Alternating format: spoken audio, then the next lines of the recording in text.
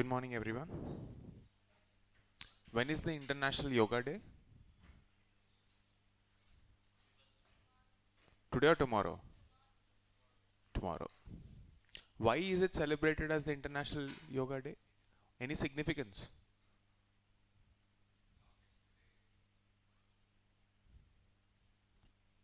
Yes, you are right.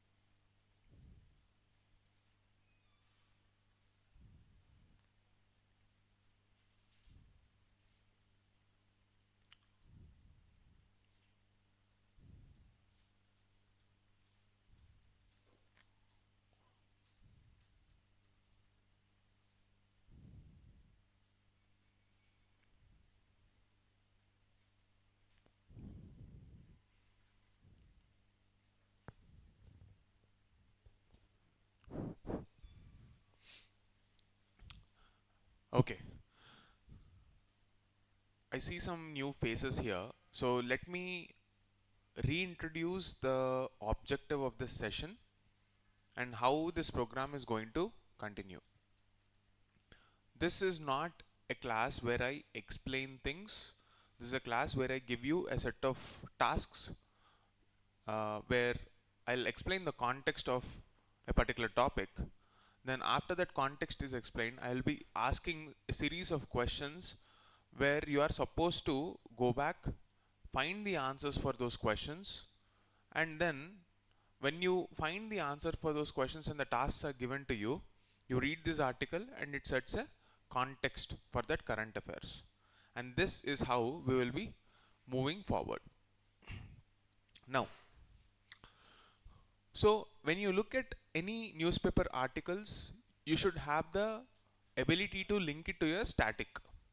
And this is how the program will continue. The object, the end result or the end takeaway after this activity is not to give you information, but it is to trigger a thought and teach you how you should be linking the current affair issue here to the static part. Okay, with that context, please be ready with your pen and paper and write down the questions. Okay, please be ready with your pen and paper and write down the questions on a daily basis. Once you find out the answers for those questions, organize those thoughts digitally, or I would say preferably digitally, in some note making app. Segregate all these points according to the syllabus and put it there. Since you are actively involved in making these notes, keep them short. Don't make it a huge explainer. Preferably it should be like a one liner. Okay, with that context, let's move forward. Now this article is taken from the Delhi edition. So they're talking about a bird sanctuary called the Okla Bird Sanctuary.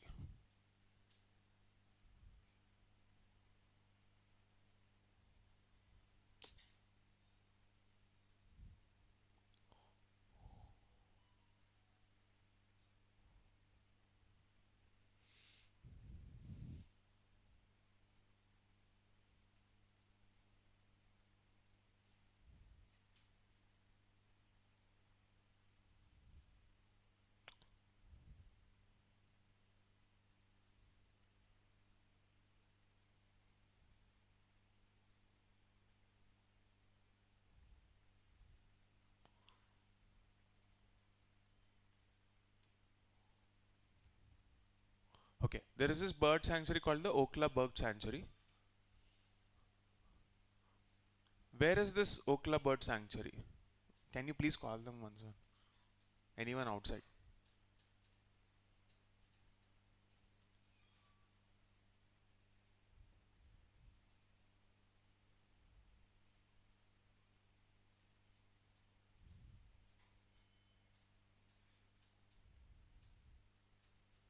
Where is this Okla Bird Sanctuary? This is point number 1 that you need to know. Now, here in this article, there are certain concepts called BOD, biological oxygen demand. In environment basics, when you read any textbook,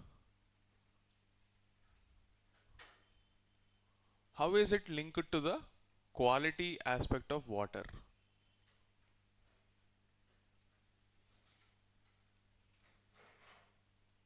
What is this?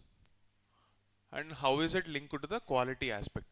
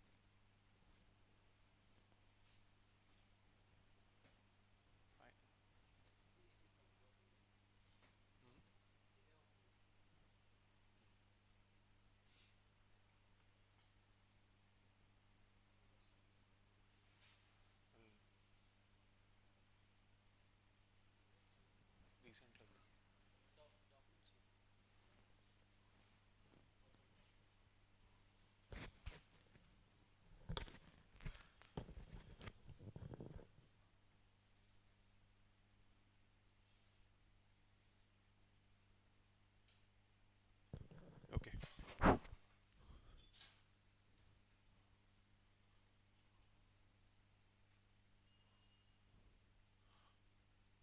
Okay. The first activity is Okla. Then we have seen how biological oxygen demand, the concept of biological oxygen demand, how is it linked to the quality aspect?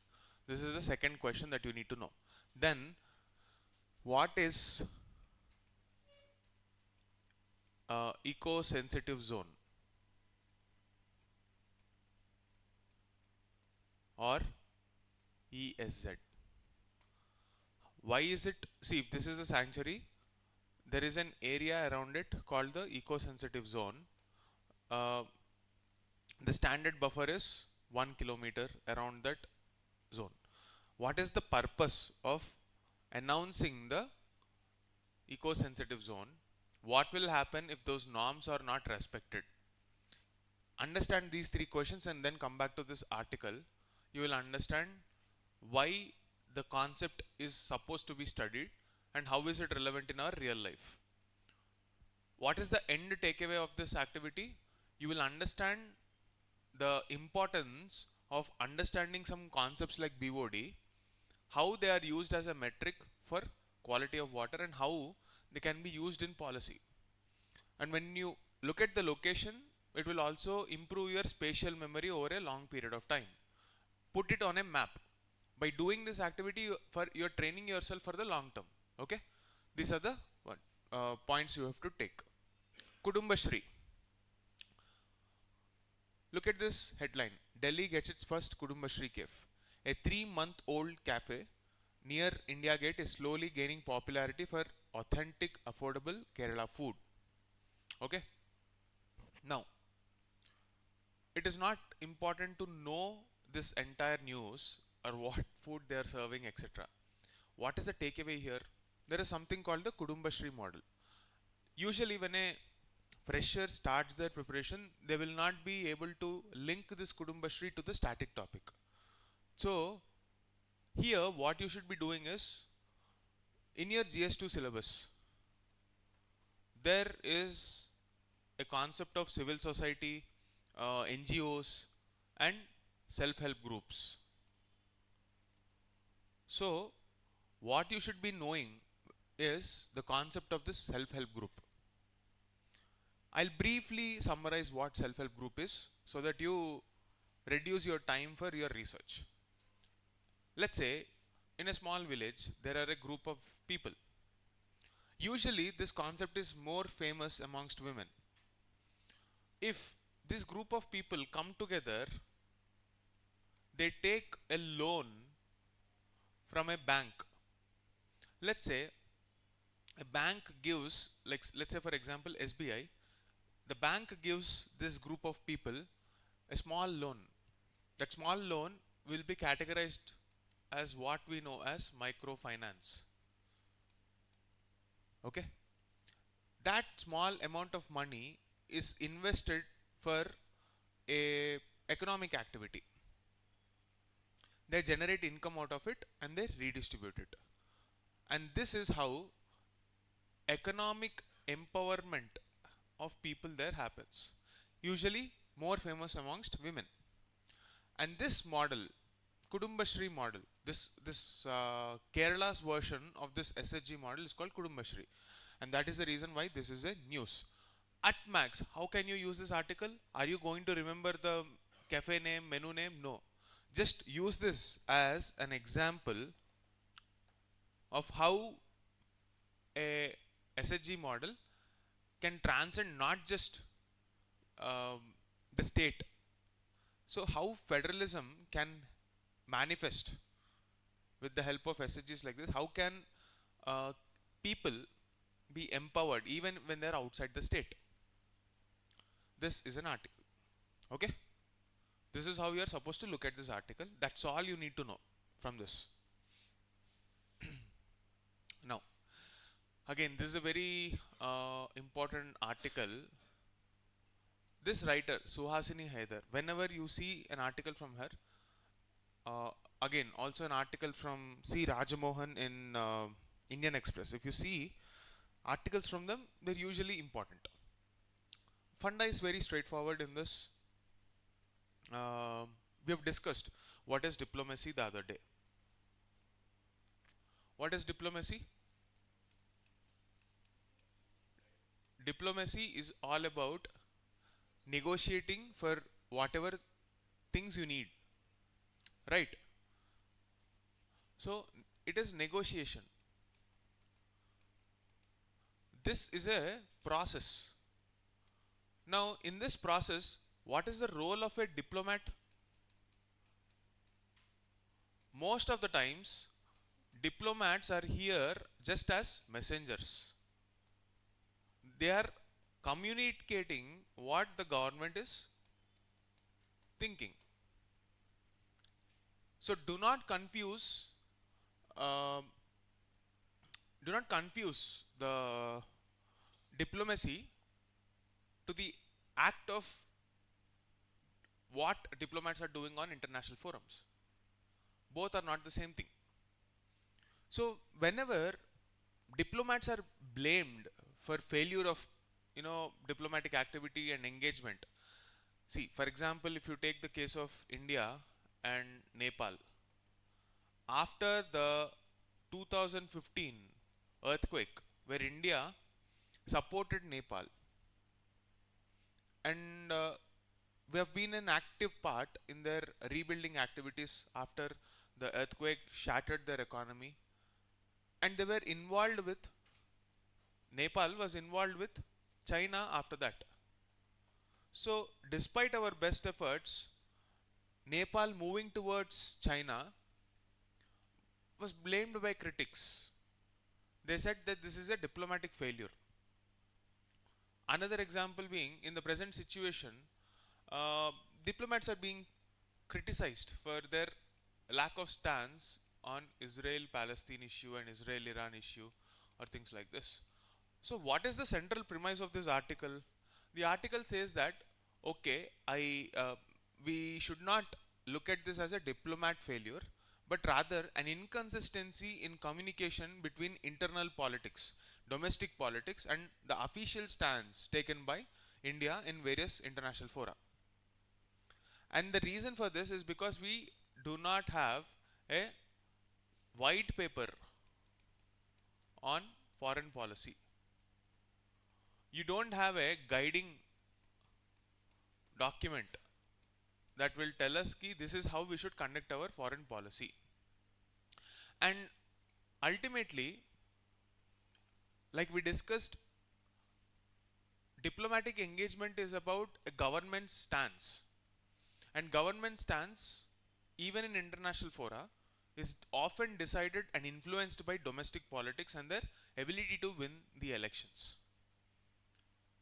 Yesterday we have been discussing about how Israel is carrying out this preemptive strikes on Iran, and that is because their domestic, the Prime Minister of Israel, Mr. Netanyahu, he was supposed to handle the criticism and the instability in the government, internal regime, whatever problems he was facing domestically.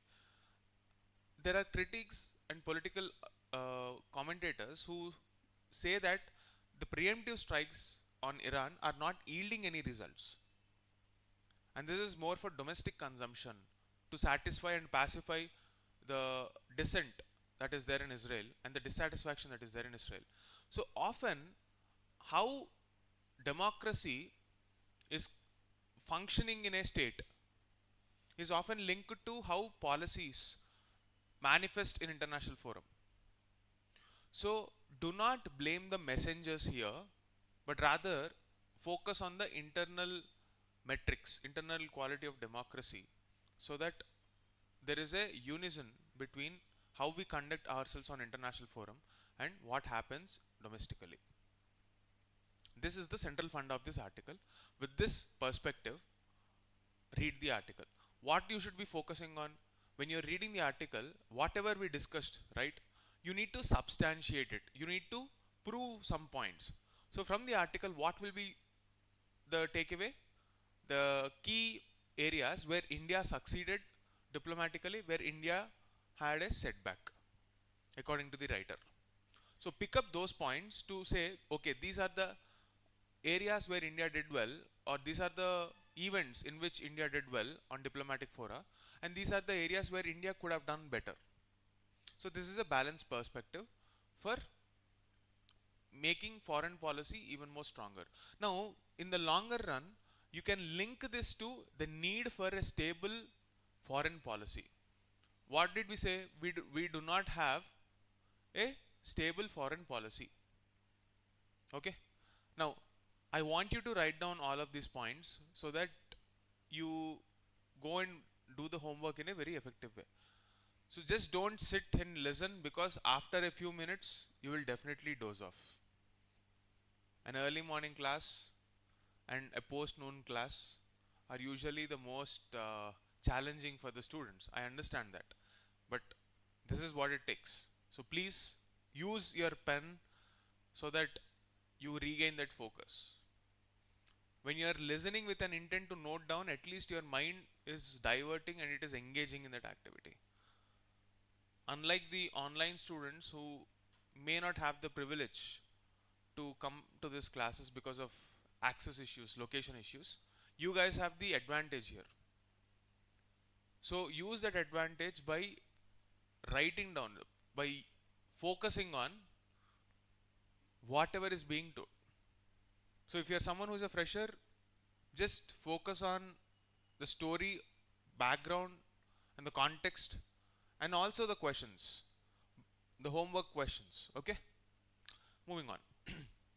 Next, exiting refugee status, getting back dignity.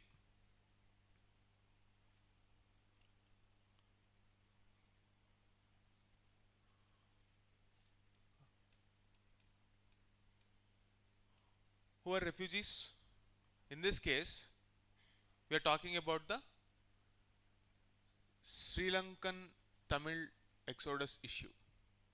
Tamilians who left Sri Lanka and settled in Tamil Nadu. Okay, so the background you need to know.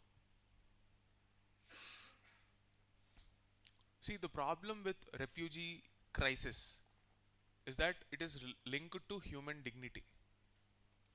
Let me explain how. Here you need to understand the concept of citizenship. When you have a citizenship, in a nation, what is the privilege that you're going to have? The first privilege is that you have an identity.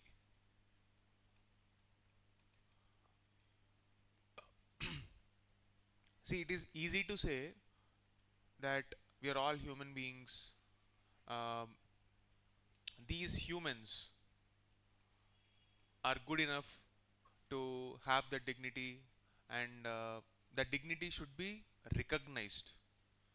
It's easy to say that, but in a very practical level, someone needs to take that responsibility to ensure that dignity is continuing for a long time throughout their lifetime. And that continuity is recognition of human dignity as a continuity needs a process and a system to sustain itself. That system is given by an identity through citizenship.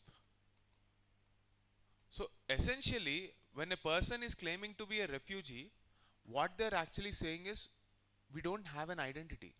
Our dignity is not recognized. And therefore, the living conditions are very deplorable. If we have a problem, there is no one to take care of us. We don't have a proper place to live. If we want employment, we don't have proper employment. If we want healthcare, we don't have it. If we want education, we don't have it. Because nobody is taking responsibility. You're on your own. And in such a state, out of desperation, there is a possibility that it becomes a ecosystem where antisocial behaviors can be encouraged. Right? So it is an imperative for the state to protect that dignity. Okay? It is a moral as well as practical. It is a moral as well as a practical imperative to address the issues of refugees. You watched this movie Chhatrapati, right? Prabhas's movie. You know what I'm talking about. So that is the context of our discussion. Now, let me briefly explain the historical context here. From 1980s till 2012, there are waves in which Tamilians from Sri Lanka exited Sri Lanka and settled in Tamil Nadu. And these people did not have proper living conditions, and these settlement colonies were places where there was a lot of conflict. There is crime and public order issues, law and order issues, and this is the place where antisocial elements were breeding. So, like we discussed, Tamil Nadu government wanted to settle that issue. They started doing whatever they could, like housing, decent living conditions, etc. But that was not enough, because ultimately citizenship and giving an identity is not the domain of a state government. Take a look at Article 5 to 11 of the citizenship aspect of citizenship. Please write this down. Read Article 5 to 11, and you will see that it is the prerogative of the central government, or I would rather say parliament, to give a status of citizenship to some people. So when you give a citizenship to a refugee, you are giving that dignity back to them. And when the state is giving that dignity, they are now entering into a social contract, the concept that we were talking from day one. And in a social contract between an individual and the state, the sovereign power gives a promise that I am here to protect you. And it is the duty of the person who is taking that privilege to give something back to the sovereign power. And that is the fundamental duties, list of fundamental duties. So you might have your own set of values, but while you are entering into this contract, you are expected to respect the values that this nation stands for. And that is what refugee issue is all about. But let us see how it will create a problem so that you understand it from a 360-degree view. Refugee problem is not just specific to this issue. See, I don't want you to read this article and just leave it at that. The problem of refugees is linked to society. See, ultimately, population is linked to the topic of demography. Demography in GS1, population studies. So the purpose of studying population is to have a better picture of the social structures. It is, let's say, for example, a very simple mathematical equation. If X represents the total population of a society and it has some components A plus B plus C, each letter represents a social group. Okay, that social group's identity can be caste, religion, region, language, whatever it is. Whatever may be the metric you are looking at, consider it like that. So if A is a set of people having a caste or set of people having a language in a region, together that identity will form the sum of the representation of that parameter. So X represents the sum of all the people speaking different languages, or X represents sum of all the people having a certain caste or different castes. Now, what is a challenge here is when refugees enter into this official statistics, either of the groups will bulge, right? Ultimately, in a social contract between the individual and the state, it is also about how we share power. And India is a state where we share power through democracy. Clear? And in a democratic institutional setup, you are changing the demography. When in the event of a changing demography, your democratic vote shares also change. And when vote shares change, you are disturbing the status quo. So there will be a lot of resistance. So giving a status of a refugee is not just about dignity, it is also about electoral politics. So there will always be a conflict between the center and the states, and this refugee crisis sometimes becomes a federalism issue. Center and state relations are segmented under administrative, legislative, and executive functions, or judicial functions rather, sorry. Right. In a democratic setup, refugee crisis is disturbing this balance, and therefore it becomes a contentious issue. This is the GS2 federalism angle for it. We have discussed the bare minimum concept that you need to know, how refugees is linked to dignity, how it will impact citizenship, and how citizenship will become a problem in demography, and then we move to GS2, the link between this conflict to center-state relations. This aspect is fine. Now, let us take this GS2 federalism issue out of the, let's zoom out and then link it to GS2 international relations.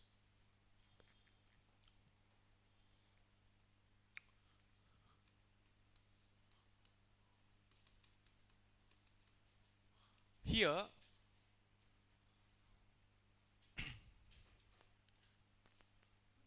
take a list of homeworks on this context. UN Convention on Refugees. What is this? Okay, take a look at this. Then, what is New York Declaration?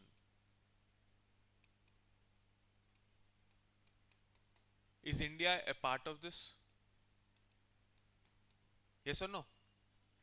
No. Why is it the case?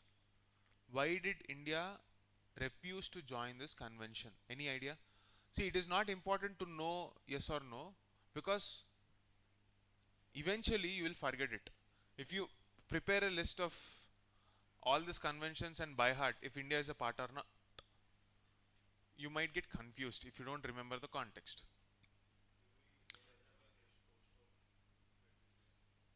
See, exactly. We are surrounded by, we are surrounded in our, India is surrounded by neighbors where there is a lot of political instability. Take the case of Pakistan. You have a lot of conflict there. Same is the case with Bangladesh. Same is the case with Sri Lanka, Tamil Nadu issue. Myanmar, Rohingya issue. China, Tibet issue. So, from all directions we are surrounded by conflicting members. And if we have a binding agreement like this, we will be forced to take refugees, and that is that is a situation that India does not want itself to be in, because ultimately we are a sovereign nation and nothing should put pressure on us that will change the internal balance. If we know we can't handle that imbalance, why invite them? Why disturb the social fabric? So India did not want to be a part of this convention. But does it mean India did not accept any refugees? No. If you take a look at the history of India, India has always been accommodative of refugees. Not just in modern times, you're talking about from times immemorial. The very reason why India became a cradle of civilization, where multiple cultures came into this country, became a part of this country. Take from the times of the first century AD itself, Indo-Greeks, for example, they came into our country. Aren't they refugees in the modern sense? Yes, they are. Of course, they came into this country, they won over, but ultimately what happened? They amalgamated themselves into the traditional social fabric of Indian society. How? They became, let's say, Kshatriyas. For example, they took up the Varna system. They wanted legitimacy in the system. Why did they seek this legitimacy? If not for acceptance and being a part of this society, so that they get respect and they get dignity. So ultimately, it is all about human dignity, whatever you do. So this refugee crisis is also a part of globalization as a process. When people move from different places, this is also an aspect of globalization, or I would rather say, um, this is a side effect of globalization for a country like ours, where we are forced to take refugees. Okay, till now, is everything clear? Okay. Do you want to take down any notes till now? Because if there are any thoughts that you would like to take away, now is the time to note them down so that you go back and do the homework. Now, in this case, usually you will have some Supreme Court judgments. Okay. Supreme Court judgments on, let's say, refugee crisis. I don't remember, I'm unable to recall the exact Supreme Court judgment right now. It is probably Dong Lia Kham versus the state of India or something like that. Take a look at that judgments once again. I'm sorry, I'm not able to recollect them right now, but Supreme Court judgments which talk about the policy of how India should deal with its refugees. Please note them down. I think mostly it's Dong Lia Kham judgment. Okay, please take a look at that. Why am I talking about this? Because you have to substantiate your points. What is the official stance of India?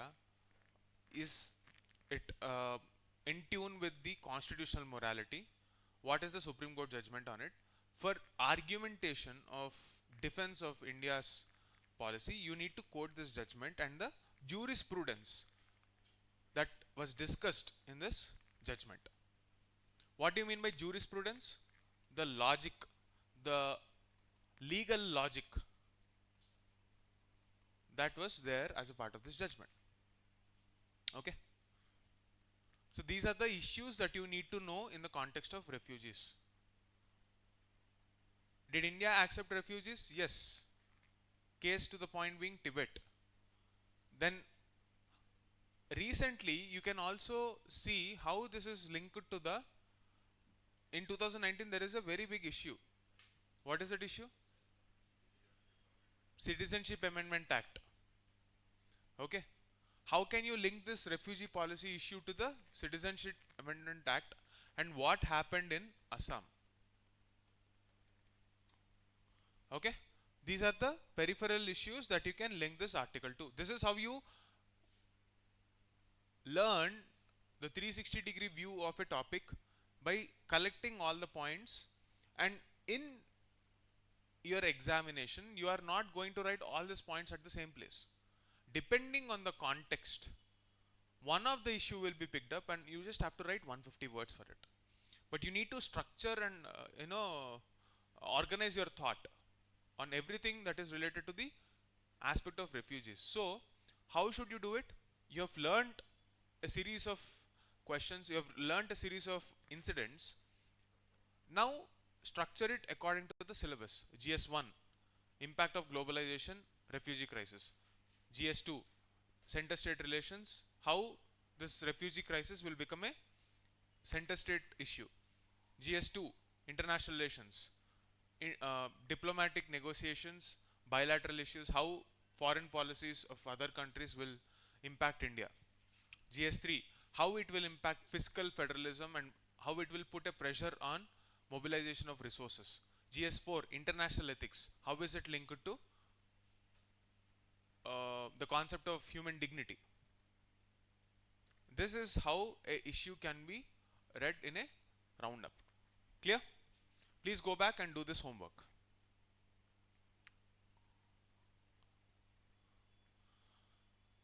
Not an important debate because, yeah. Now, this article is more important from prelims perspective. There are a bunch of facts that you can note down which can be important, but there is also a historical context to this. What is the context here? India imports most of its engines. The fact that the recent aircraft crash, the manufacturer is not from India, Boeing. And most of the recent aircraft accidents are related to Boeing. So definitely there is something wrong in the manufacturing practices of Boeing, and there is no body that is capable enough to question it and bring back into the discussion forums the importance of aviation industry's safety. Actually, there is one more article here.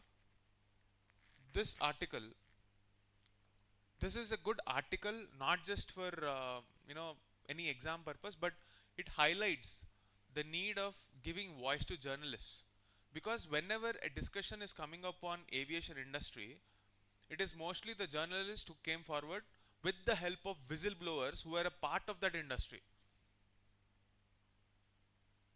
The ethics of whistleblowing. Why should we protect our whistleblowers? Because they are the ones who stop the system from collapsing. A case to the point being, a lot of engineers, whether in Boeing like companies or even OpenAI, for example, or any AI large language models development companies,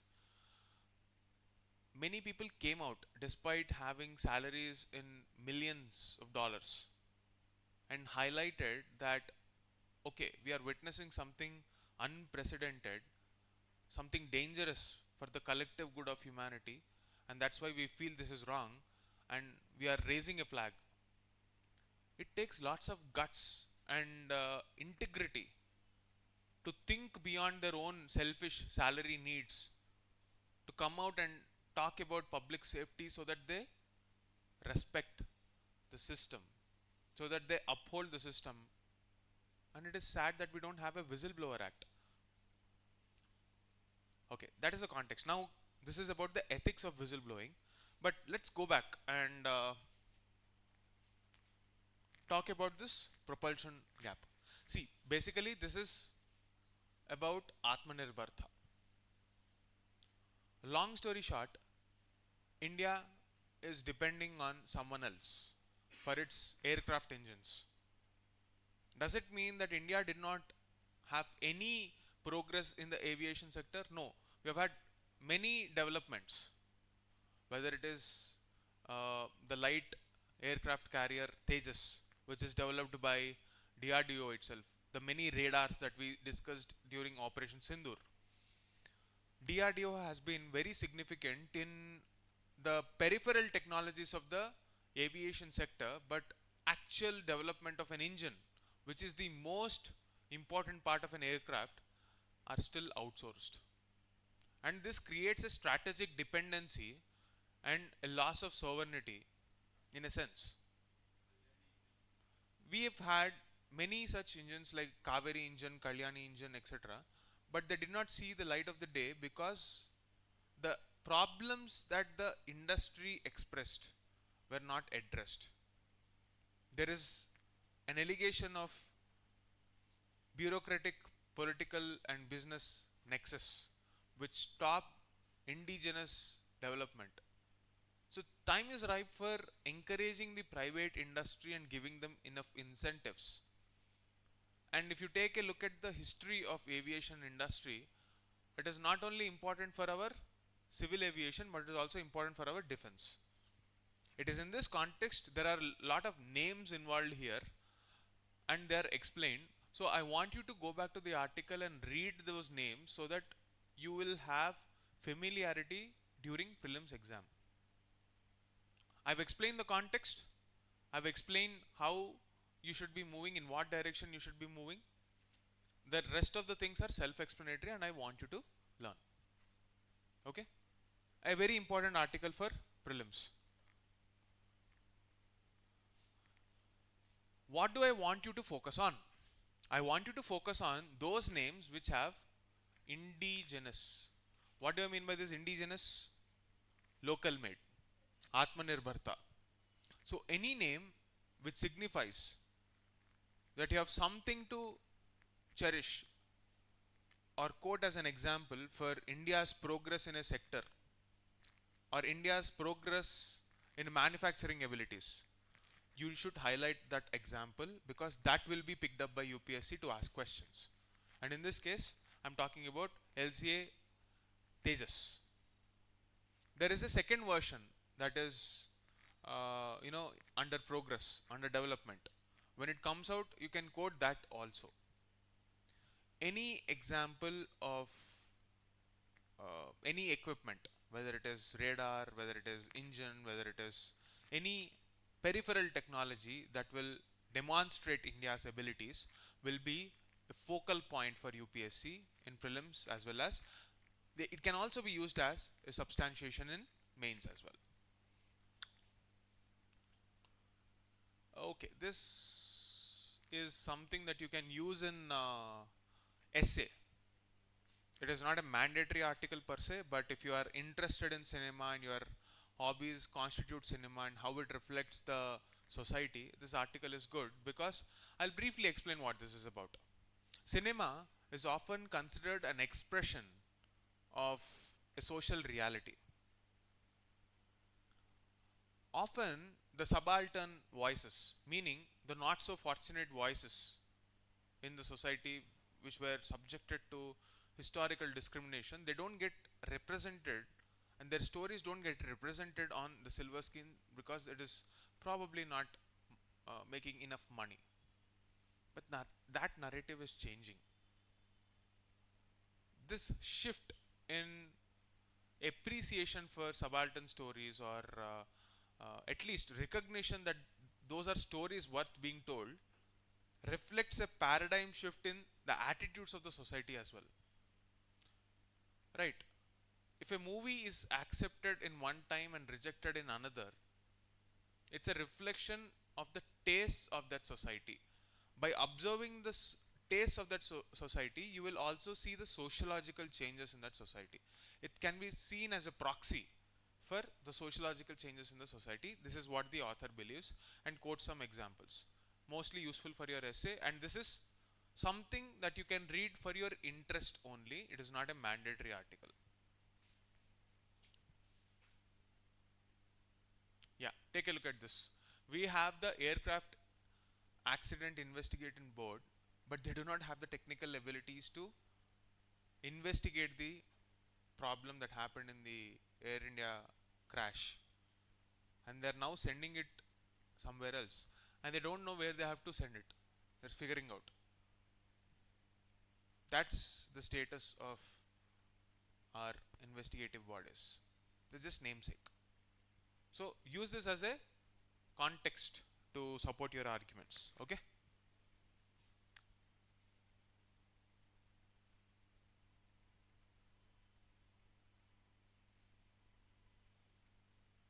Right.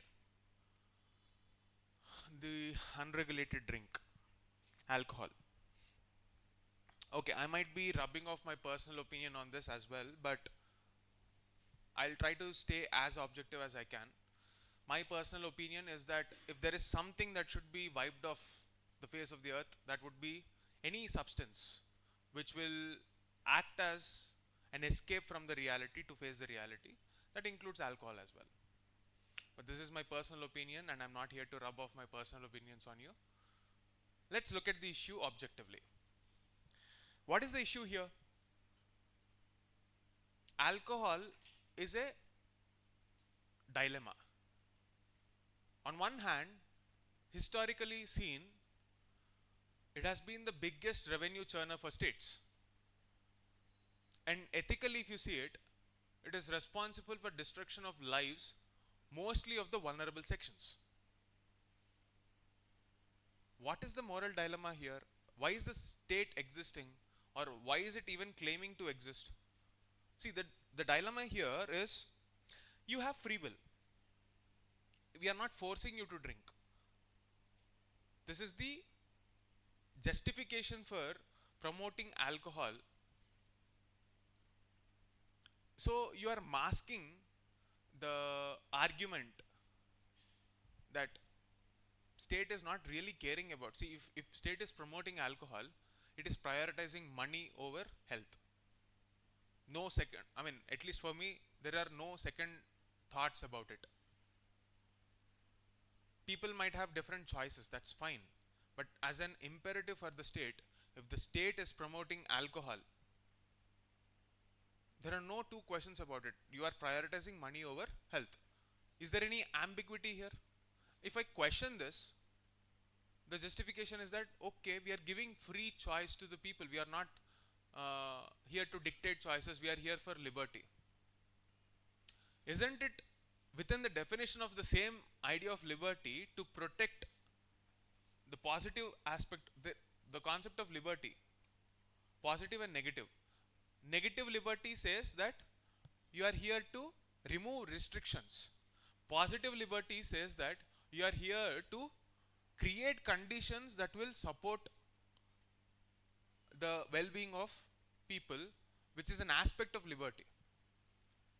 Don't you think we are being hypocrites here? We are promoting alcohol and saying that it is liberty, and we say that we want to empower the society with positive liberty. Why these double standards? A young mind probably gets influenced under peer pressure. and they want to start drinking just to fit in because it's cool. I'm pretty sure a lot of young people would not want to drink, and it's good that there is a recent report that the Gen Z folks would prefer coffee over alcohol. I'm happy about that personally, and I'm not happy that coffee prices are increasing a lot. It would cost you more to have a decent cup of coffee now, thanks to these Instagram friendly cafes. Anyway, jokes apart, coming back to the issue. So the problem here is the moral dilemma as well as the actual policy gaps. If you take a look at SDGs, the Sustainable Development Goals, no poverty, zero hunger, and good health and well-being. The third goal of good health and well-being, there is a fifth point. So 169 points are there in SDGs. Am I expecting you to remember all of that? Probably not. But at least remember the 17 SDGs. There are 17 SDGs, Sustainable Development Goals. A list of goals that collectively represent what constitutes a happy, sustainable life. And this is agreed upon by all the nations across the world. One of the SDG, the third one, is good health and well-being of the society. And the fifth goal deals with alcohol, or broadly speaking, it is about non-communicable diseases. And alcohol is believed to accentuate or aggravate the non-communicable diseases like diabetes, heart stroke, cancer, because alcohol is a grade 1 carcinogen, cancer causing agent, and we are promoting that. So on one hand, you are saying you want health for the society, and you define health as not just absence of disease but a state of well-being. How is this dilemma adding up? It's not really adding up. We are being hypocrites. And any state government that tried to impose this alcohol ban has actually been thrown out of power, or it has become a very big negative pointer for that society historically. So to impose alcohol ban has been a very big challenge. So it is not the fault of a government. It's wrong to, blame governments. It's a choice, and we as a society are taking a choice.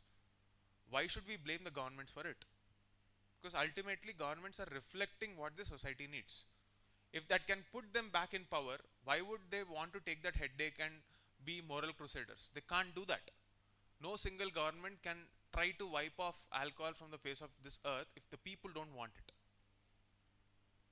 Because ultimately governments are not dictators. They're just representing the will of the people. It is in this context, let us observe some of the activities or some of the initiatives taken up. What are the initiatives that we're talking about? Whether it is the lack of a nationwide alcohol control policy. Why do we have, why we do not have a national level alcohol control policy? It's a state subject. So World Health Organization suggests that we need to take up some activities to regulate alcohol.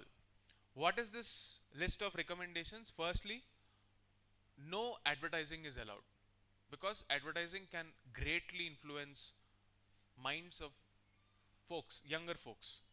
That's the problem, first problem. If you historically look at advertising with respect to alcohol brands, what we see is a trend of surrogate advertising. What do you mean by this word, surrogate advertising? It will be promoted as a water bottle, but you pretty well know what that brand is selling. There is this very catchy and very funny advertising campaign, Men Will Be Men. What are they selling? What is it actually selling? We know the brand, but what is the advertisement about? Is it about alcohol? We registered Imperial Blue. Maybe, but it's actually cassettes and CDs. And the funny fact is that they don't bid for any music rights most of the times. Did you ever see Imperial Blue competing with T Series for rights of an upcoming movie? That explains. This is the magic of surrogate advertising. There are no regulations about it.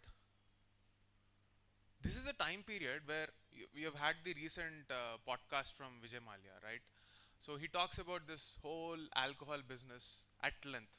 And if anyone tells me that people don't have attention span, go back and look at that length of the video. 4 hour 30 minutes. And there are how many views? Almost. The last time I saw it, it's probably 3 crores. 3 crore people watched it. They had the patience to watch it for 4 hours. And yet we say we don't have attention spans. We are just disinterested. We are addicted to dopamine, that's all. And you are getting dopamine for 4 hours on a trot by listening to Vijay Mallya. That explains a lot about our choices. So we are addicted. That's all. That's the low level of our entertainment choices, and let's just accept it. I was also one of that guilty. I also had that guilty pleasure. So I'm not putting myself above everyone and giving you any lecture here. Let's all join the bandwagon and continue. Why are we curious? Why do you want to feel empathy for him? That's what I'm telling you. It's the curiosity. What are we curious about? If the same thing was about a brand that was, trying to,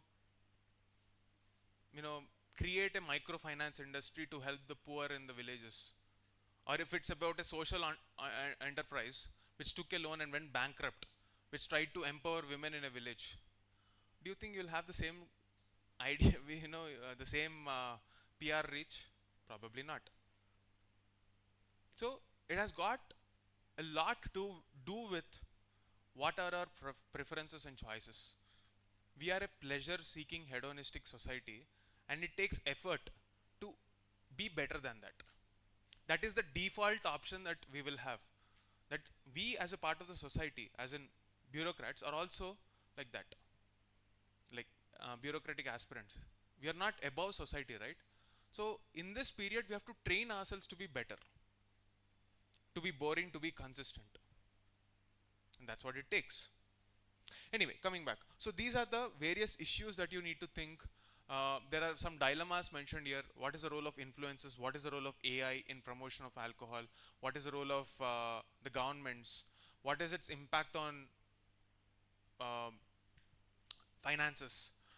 One important point here is that alcohol is out of the ambit of GST. So if you want a national level policy on alcohol prevention, the first step would be to create a uniformity in pricing. You can't go to Goa and say I want a uniform policy, because that will impact the exchequer of the state. You can't go to Pondicherry or any other union territory and say I'll impose 300% tax on alcohol from today. They'll probably, you won't get out alive probably if you say something like that. That's the moral dilemma you have, and it's a choice. And when you are presented with this question, either in ethics, essay or interview, please don't be ambiguous. Don't try to, be contradictory in your opinion. Have a clear-cut opinion and say what you want to say. Because even if you are a thorough businessman, here the business is actually about profit and loss. Even if you are going by this utilitarian approach, what is the government saying? It is justifying, saying that, okay, the cost of revenue that I get from alcohol is so and so. My counter question is, as a moral imperative, you are supposed to invest on the healthcare systems. There are many studies which say that the economic loss is not less than billions of dollars. And this is a rough estimate only. We do not know the number of accidents that are caused by alcohol influence, because we don't have a unified database.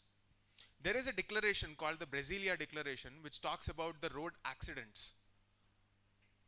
If we systematize and connect that database to the Brasilia Declaration mandate. It is also a part of the primary healthcare centers, de-addiction. All these aspects are covered under a unified umbrella of alcohol prevention. If you have so many arguments to either defend it or go against it, whatever may be your stance, I am not telling you should do this or do that.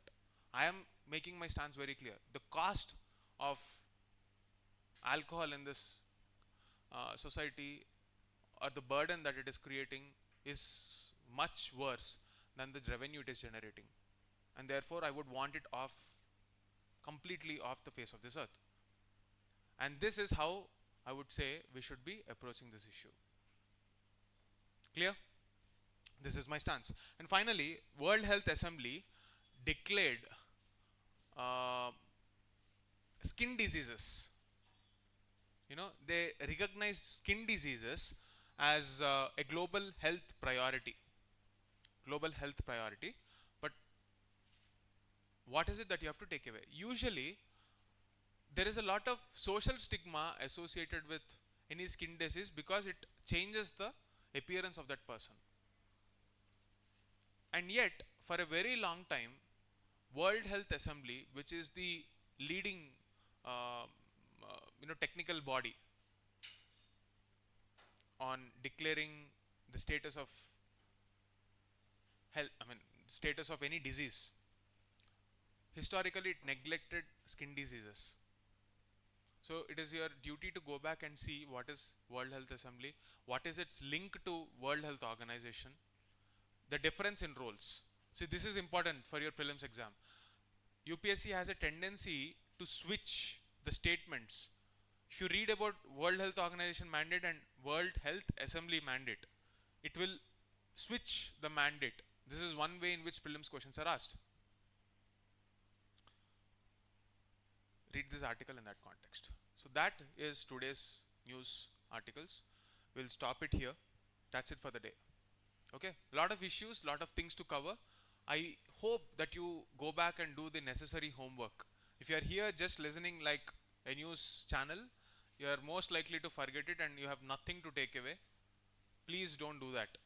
While you are engaging here, translate this time that you have spent here into something meaningful for the long term.